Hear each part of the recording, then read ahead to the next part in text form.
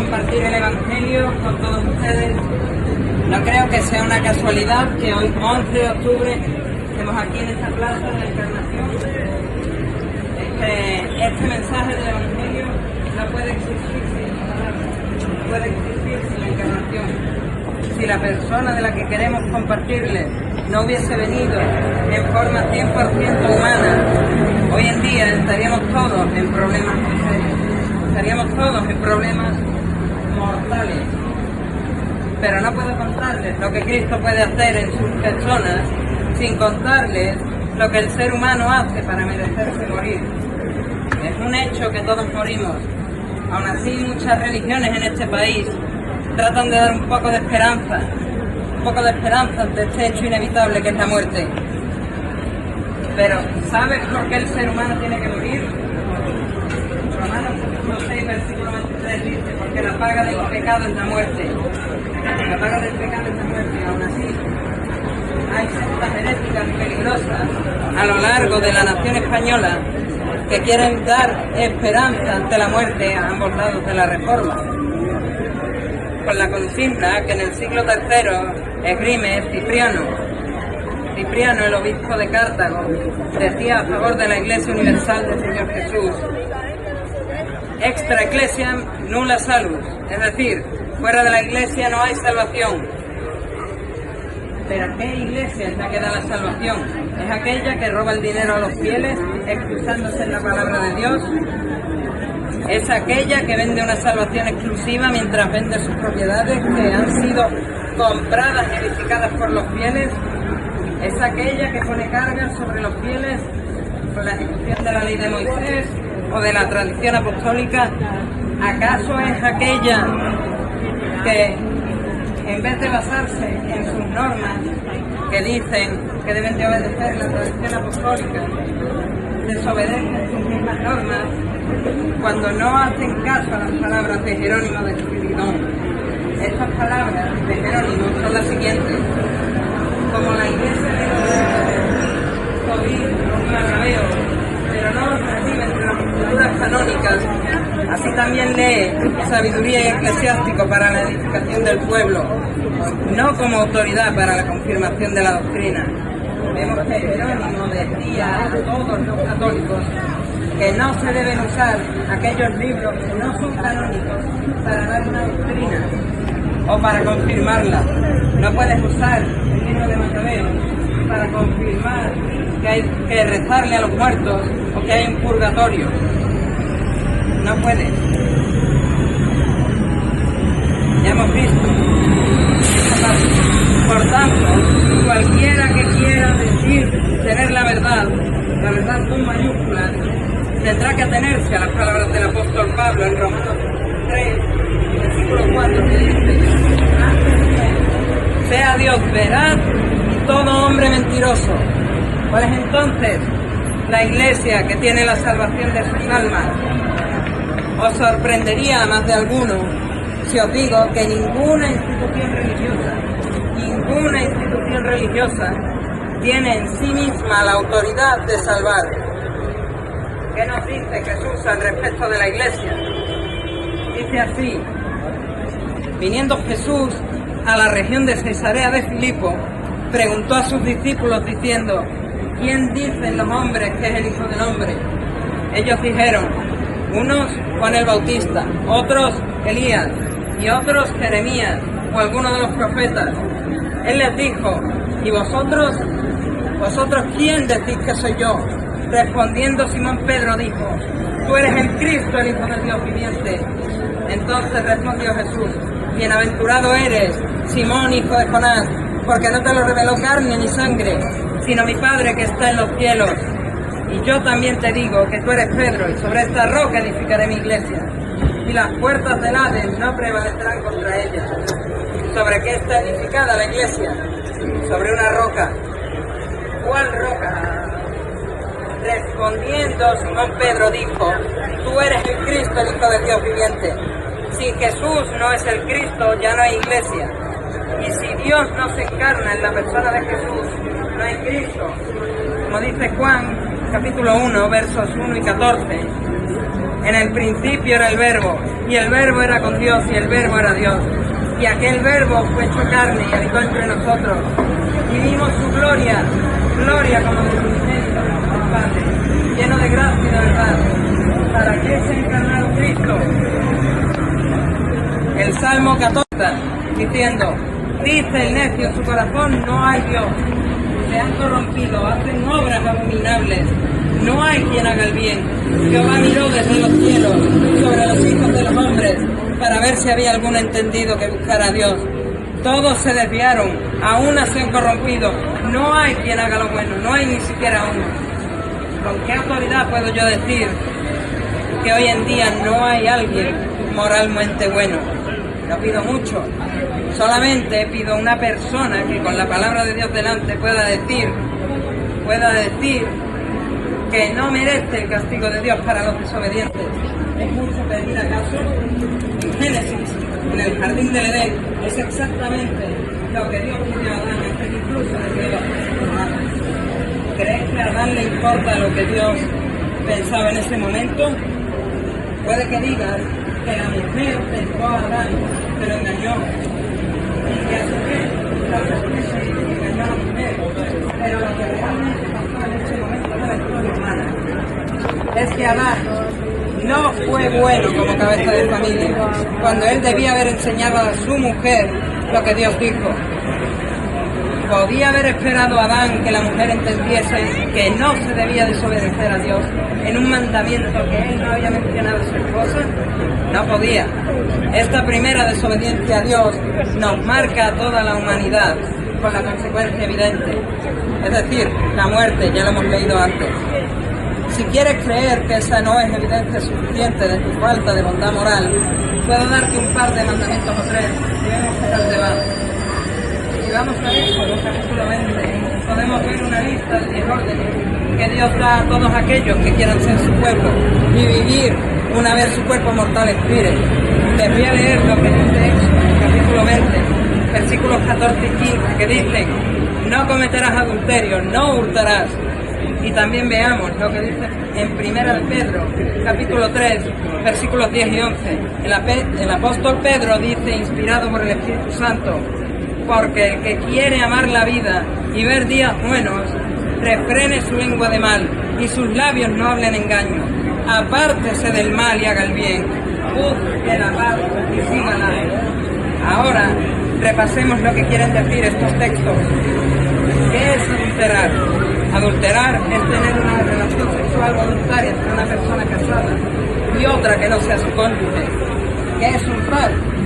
Hurtar es tomar o retener bienes ajenos contra la voluntad de su dueño, sin intimidación en las personas ni fuerza en las cosas.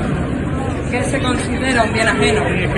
No solamente es el dinero de la caja de un banco, no solamente es el dinero de la caja de una tienda, y tampoco los productos de una tienda física solamente. También hurtar, dentro de la definición de hurtar, está la piratería en Internet. Veamos ahora las palabras de Pedro. ¿Qué es engaño?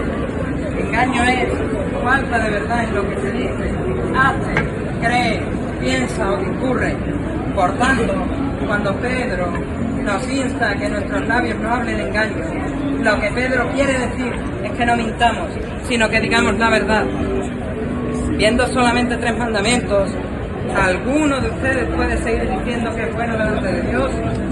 Las Escrituras nos advierten en Hebreos 9:27 lo siguiente: y de la manera que está establecido para los hombres, que mueran una sola vez, y después de esto el juicio. Sí, después de morir enfrentaremos un juicio delante de la presencia de Dios. Gracias, Adán, por este problema que nos has causado. ¿De qué se nos condenará en ese juicio?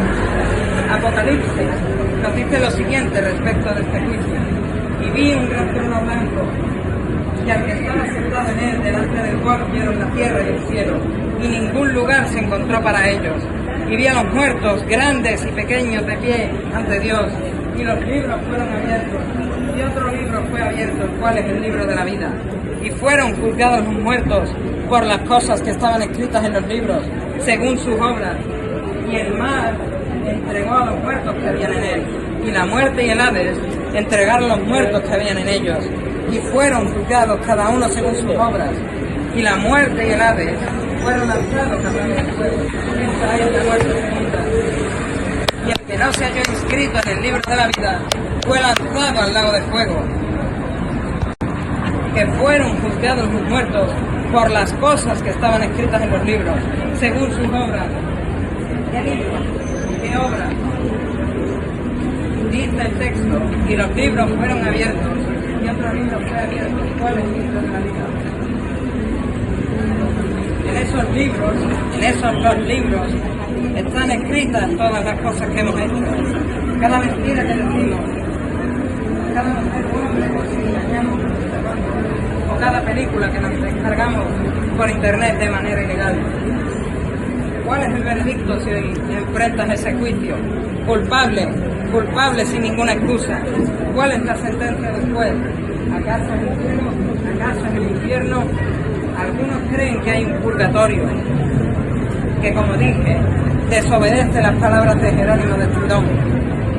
Igualmente mi compañera ya dijo antes más cosas acerca del tema del purgatorio. Otros creen que Dios de amor y misericordia no enviaría a la gente al infierno. Los catequistas, testigos y cristadelfianos creen que el concepto bíblico del infierno no es digno de un Dios de amor y que por tanto el infierno es una definición total de la persona. ¿Qué nos dice Dios acerca del infierno? Dice así: y la muerte y el Hades fueron lanzados al lago de fuego. Esta es la muerte segunda. Y el que no se halló inscrito en el libro de la vida fue lanzado al lago de fuego. Dice Jesús acerca del infierno. Veamos lo que nos dijo en el Sermón del Monte. Por tanto, si tu ojo derecho te es ocasión de caer, sácalo y échalo de ti, pues mejor es que se pierda uno de tus miembros y no que todo tu cuerpo sea echado al infierno. Y si tu mano derecha te es ocasión de caer, córtala y échala de ti, pues mejor te es que se pierda uno de tus miembros y no que todo tu cuerpo sea echado al infierno. Veamos también lo que dice Jesús en una de sus lecciones por parábolas. Había un hombre rico que vestía de púrpura y de lino fino y hacía cada día banquete con esplendidez. Había también un mendigo llamado Lázaro que estaba echado a la puerta de aquel, lleno de llagas. Aconteció que murió el mendigo y fue llevado por los ángeles al seno de Abraham. Y murió también el rico y fue sepultado. Y en el Hades alzó sus ojos, estando en tormentos, y vio de lejos a Abraham y a Lázaro en su seno. Vemos pues que el infierno no es un lugar agradable, es un lugar de tormento, que al igual que en el cielo hay vida eterna, el infierno te lleva a un tormento eterno. ¿Existe alguna solución a este problema tan grave? Hemos dicho que sin encarnación no hay Cristo. Sin encarnación no hay Cristo. Pero hay otra cosa que sería imposible sin encarnación, y es solucionar el problema con nuestra desobediencia. Vemos en el texto de Apocalipsis cómo hay esperanza si le damos la vuelta a la tortilla cuando dice: y el que no se halló inscrito en el libro de la vida fue lanzado al lago de fuego. ¿Cómo es que este texto nos puede dar esperanza que vamos a infierno? En vez de leer que los que van al infierno son aquellos que no se hallaron inscritos en el libro de la vida, leyeras que y el que se halló inscrito en el libro de la vida no fue lanzado al lago de fuego. ¿No cambia eso radicalmente la cosa? Se plantean dos preguntas para todos aquellos que están atentos. ¿Cómo es que la encarnación soluciona nuestra desobediencia? ¿Cómo es que ustedes, somos inscritos en el libro de la vida? La obra de Cristo en la cruz del Calvario, esa obra en la cruz, esa obra es la respuesta a ambas preguntas. Permítame desarrollar este punto. Cristo se encarnó en la persona de Jesús de Nazaret a través del vientre de María, la esposa de José el carpintero. ¿Qué hizo este Jesús para que sea la respuesta a él? Jesús cumplió las 613 leyes dadas al pueblo de Israel por Dios en el desierto a través de Moisés. Es este cumplimiento de las leyes judaicas,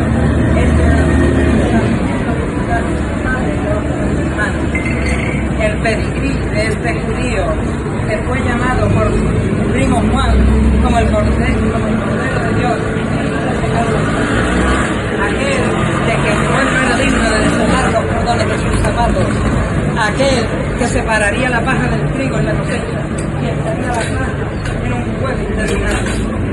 Si nos acercamos a la historia del éxodo de la nación de Israel en Egipto, vemos cómo, entre la novena y la 10ª plaga que Dios envió a Egipto, Dios instaura el sistema de limpieza espiritual para Israel, así como el memorial de su liberación de la esclavitud en Egipto, es decir, el sacrificio de un cordero, el cual debía de ser perfecto, y este cordero sirve para limpiar los pecados de una nación entera. Cuando lo sacrificaban, ¿cómo podemos borrar los pecados de la humanidad? Cristo es el sacrificio perfectísimo, santísimo, agradabilísimo al Dios santo, santo, santo y justo que nos ha creado. ¿Cómo es que se hizo este sacrificio? Cristo murió en la cruz del Calvario una sola vez y para siempre, para poder recibir sobre él toda la ira de Dios sobre el pecado, para que todos los que crean en él sean libres del juicio que los condena a una eternidad atormentados en el infierno. Muchísimo peor en esta eternidad en el infierno que cualquier prueba, que cualquier tribulación pasajera de esta tierra. Pero solamente la muerte de Jesús nos deja, o nos dejaría, en un estado en el cual no habría posibilidad de seguir viviendo cuando muramos, si es que hemos creído en su obra. Si creemos en su obra, pero Dios no resucita a Cristo de entre los muertos, todos aquellos que crean se van a quedar sin pisar el infierno, se van a quedar sin pisar el infierno, pero muertos una vez y para siempre. Pero Dios tiene una voluntad perfecta.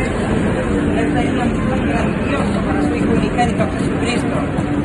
Cristo fue sepultado y el tercer día resucitó triunfante de entre los muertos. ¿Qué es lo que implica esta resurrección de Cristo para la humanidad? Que después de este juicio, del juicio del gran trono blanco, aquellos que no sean llevados al infierno podrán seguir viviendo para siempre con Cristo en el cielo. Si no hay resurrección, ya lo dijo Pablo a los Corintios cuando él escribe, porque si los muertos no resucitan, tampoco Cristo resucitó. Y si Cristo no resucitó, vuestra fe es vana, aún estáis en vuestros pecados.